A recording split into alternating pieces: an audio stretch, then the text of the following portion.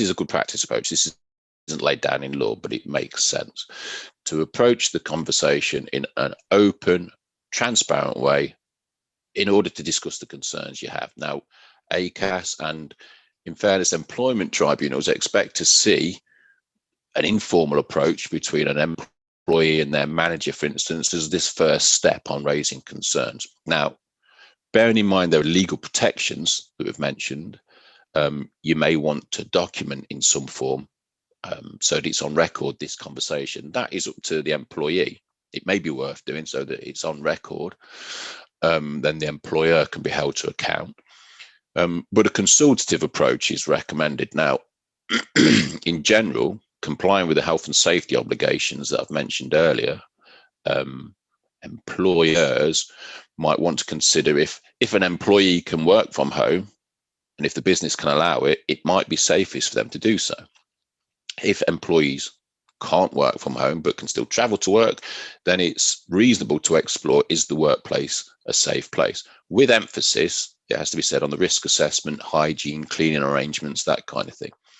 In terms of the risk assessment, there's one thing having it, there's one thing having one, but make sure it's implemented, make sure it's reviewed, make sure third parties on site are abiding by the risk assessment. Now, clinically vulnerable people, extremely vulnerable people might feel it's unsafe to work outside the home. Questions to ask: can the employer reallocate tasks, provide equipment in terms of adjustments to perform the role at home? Can the employer ensure that the workplace and the role that you're expected to undertake is the safest possible? If not, then you'd have to ask, does this workplace present an unacceptable level of risk? Employers should reasonably consider the impact of disability on health and safety, so should consider reasonable adjustments. Now, if the informal approach doesn't work, you can't resolve the problems, then your organization will have a formal complaints procedure. So you can undertake a formal grievance internally. Now, remember, there are legal rights around raising a grievance. So you have the right to be accompanied to a grievance meeting by a colleague or a trade union rep. You can expect your complaint to be impartially investigated in order to establish the facts around the complaint or the issue your concern. So it has to be impartially investigated.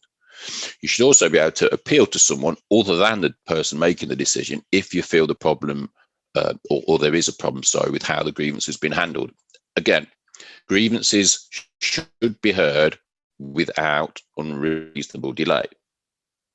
Now, beyond that, you move into the realms of putting in a claim to an employment tribunal. Now, there are all sorts of jurisdictions.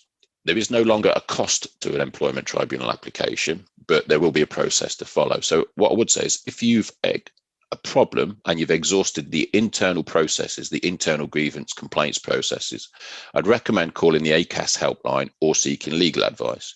Now, the helpline number is 0800 123 1100.